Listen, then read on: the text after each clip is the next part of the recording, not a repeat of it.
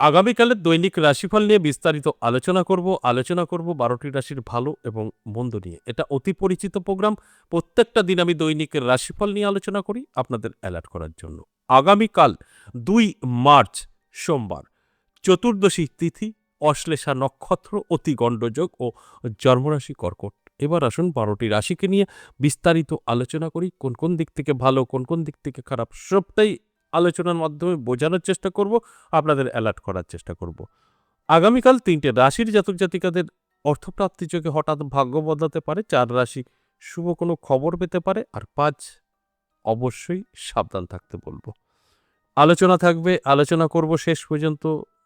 আলোচনা শুনলে আপনারা জানতে পারবেন লাকি নাম্বার, শুভ সময়, অশুভ সময়, সব কিছু বলবো এবং বোঝানোর চেষ্টা করব। তার আগে আমার সাথে কিভাবে যোগাযোগ করবেন সে বিষয়টা একটু বলে নিই। নমস্কার, জয় মা কামাখ্যা, জয় মা তারা। যারা ভীষণভাবে বিপদে আছেন, বহু জায়গায় গিয়েও সমস্যার সমাধান করতে পারেননি বা এখনো সঠিক জায়গা খুঁজে পাননি, একবার হলেও আমার সাথে সাক্ষাৎ করতে পারেন। কিভাবে সাক্ষাৎ করবেন? দুভাবে সাক্ষাৎ করতে পারেন। এক হচ্ছে আপনি সরাসরি আমার চেম্বারে বসে আপনার সমস্যা নিয়ে আলোচনা করতে পারেন। আবার আপনি যেখানেই হোক না কেন, আপনার বাড়িতে বসেই অনলাইনের মাধ্যমে আমার সাথে সাক্ষাৎ করতে পারেন। দুটো ক্ষেত্রেই আপনাকে কিন্তু কল করে নামটা লিখাতে হবে। আর যারা তারাপীঠ আমার সাথে সাক্ষাৎ করতে চাইছেন, তারাপীঠ চেম্বারে দেখাতে চাইছেন, সেক্ষেত্রে দেখবেন তারাপীঠ বলেই একটি নাম্বার দেওয়া আছে। সেই তারাপীঠ নাম্বারে আপনারা কল করে নামটা লিখে দেবেন। ওটা কল করলেই রিসিভ করবে, সবসময় কলটা রিসিভ হয়। আর যারা আমার নিজের মন্দির 10 মহাবিদ্যা কালীবাড়িতে দেখাতে চাইছেন, 62 যে নাম্বারটা আছে সেখানে আপনারা কল করে নামটা লিখে দেবেন। এই 10 মহাবিদ্যা কালীবাড়ি, যেটা বীরনগর, এখানে আমি সপ্তাহে 3 দিন থাকছি, সোমবার, মঙ্গলবার, বুধবার। তারাপীঠ ইংরেজি মাসের শুরু আর শেষ। এই মার্চ মাসের 21 তারিখ আমি তারাপীঠ থাকছি। তারাপীঠ নম্বরে আপনারা যদি মনে হয় দরকার আছে, নামটা লিখে দেবেন কল করে। সময় কম, অবশ্যই আগে থেকে নামটা লিখে দেবেন। আর যারা দূরে থেকে আমার সাথে সাক্ষাৎ করতে চাইছেন, যেটা অনলাইন আমরা বলি, সেক্ষেত্রেও 62 নাম্বারে কল করে আপনি বিস্তারিত জেনে নেবেন। যদি আমি আরেকটা কথা বলি, প্রয়োজন থাকে তবেই যোগাযোগ করবেন, প্রয়োজন না থাকলে যোগাযোগ করবেন না। এটা আমার প্রত্যেকটা আলোচনায় বলা থাকে। প্রয়োজন আছে যোগাযোগ করুন, প্রয়োজন নেই যোগাযোগ করবেন না। এবার আসুন আজকের আলোচনা দৈনিক রাশিফল নিয়ে। এই দৈনিক রাশিফল মানুষের জীবনের পরিবর্তন ঘটাতে পারে, কারণ আপনার কি হবে আপনি জানেন না। আর এই আলোচনা থেকে আপনার কিন্তু জানা হবে যে আপনার পজিটিভ না নেগেটিভ, আপনি ভালো আছেন কি খারাপ আছেন, সবটাই আপনি বুঝতে পারবেন। সেইভাবে যদি আপনি চলতে পারেন, অবশ্যই বেনিফিট পাবেন। ধরুন আপনাকে আমি আপনার রাশি ভালো কিছু বলছি, আপনি অ্যালার্ট থাকুন, দেখবেন বহু সুযোগ আসবে, সেগুলোকে গ্রহণ করতে পারবেন, কারণ আপনার জানা আছে যে না, আমার সময়টা তো ভালো। আর আমি আপনার রাশি নেগেটিভ বলছি, আপনার জানা আছে যে এটা তো খারাপ, তাহলে আমাকে নিজেকে তৈরি রাখতে হবে, নিজেকে গোটাতে পারবেন এবং সমস্যা থেকে অনেকটাই সেফ থাকতে পারবেন। যে কারণে আমি একটা কথাই প্রত্যেকটা আলোচনাতে বলি, যে আমার এই আলোচনা মানেই আপনাদেরকে অ্যালার্ট। মানে আপনি আগে থেকে জানতে পারছেন আপনার ভালো কিছু হবে না খারাপ কিছু হবে, সেইভাবে আপনি রেডি থাকতে পারবেন। আর তারপরেই আপনার অবশ্যই বেনিফিট 100%। তাহলে আসুন এক এক করে সেই রাশিগুলো নিয়ে আলোচনা করি। মেষ থেকে মিন 12টি রাশির ভালো মন্দ সবটাই কিন্তু আমি বোঝানোর চেষ্টা করব রাশি ধরে ধরে। মেষ রাশির জাতক জাতিকাদের কিন্তু খুব সাবধানে থাকতে হবে। আপনার আগামীকাল দিনটি ভালো নয়, যে কোনোভাবেই হোক না কেন আপনার কিন্তু সমস্যা তৈরি হতে পারে, নানা দিক থেকে চাপ তৈরি হতে পারে, সেটা মানসিক হতে পারে, আর্থিক দিক থেকে হতে পারে। তাই অ্যালার্ট থাকলে এগুলোকে আপনি কন্ট্রোল করতে পারবেন। আর যদি অ্যালার্ট না থাকেন তাহলে কিন্তু কিছু সমস্যায় আপনি পড়তে পারেন। বৃষ রাশি ভালো সময়, আপনার আটকে থাকা কাজ ক্লিয়ার হবে, পাওনা টাকা আপনি কিন্তু পেতে পারেন এবং সর্বকাজে সফলতা আগামীকাল থাকছে, এটা পজিটিভ। তাই অ্যালার্ট থাকুন, চোখ কান খোলা রাখুন। মিথুন রাশির জাতক জাতিকাদের অবশ্যই সাবধানে থাকতে হবে। আপনার শত্রু তৈরি হবে, শত্রু আপনার ক্ষতি করার চেষ্টা করবে। আপনি যদি ব্যবসা করে থাকেন, ব্যবসা মন্দা যাবে, এগুলো কিন্তু আপনাকে অবশ্যই মেনটেন করে চলতে হবে, তাহলে অনেকটাই ভালো থাকবেন। আর তা না হলে সমস্যা আপনার থাকছে। তাই অ্যালার্ট থাকুন, চোখ কান খোলা রাখুন। কর্কট রাশির জাতক জাতিকাদের যথেষ্ট শুভ সময়। আপনার হঠাৎ করে ভাগ্য বদলাতে পারে, প্রাপ্তি ঘটতে পারে, প্রাপ্তিযোগে আপনার জীবনের পরিবর্তন আসতে পারে, কারণ সময়টা আপনার তো যথেষ্ট শুভ আগামীকাল থাকছে।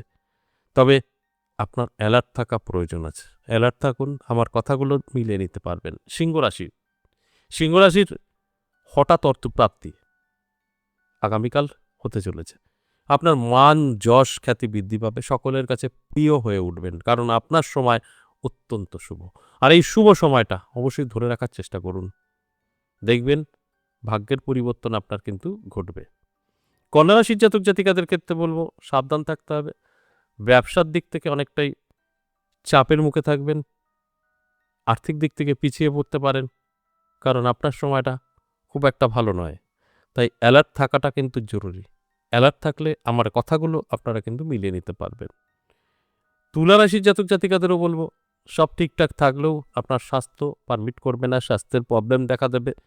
ছোট বা বড় আপনার কিন্তু শারীরিক প্রবলেম আসতে পারে। তাই অ্যালার্ট থাকুন, চোখ কান খোলা রাখুন, শরীরের যত্ন নিন, অনেকটাই ভালো থাকবেন। বৃশ্চিক রাশির জাতক জাতিকাদের শুভ সময় থাকবে, শুভ কোনো খবর পেতে পারেন, হঠাৎ আপনার জীবনের বড় পরিবর্তন ঘটতে পারে বন্ধু বান্ধবী দ্বারা, এবং যারা বেকার তাদের বেকারত্ব দূর হতে পারে। এটা অত্যন্ত শুভ। আর শুভ সময়টা আমি সবসময় বলি শুভ কাজেই ব্যস্ত থাকতে হয়।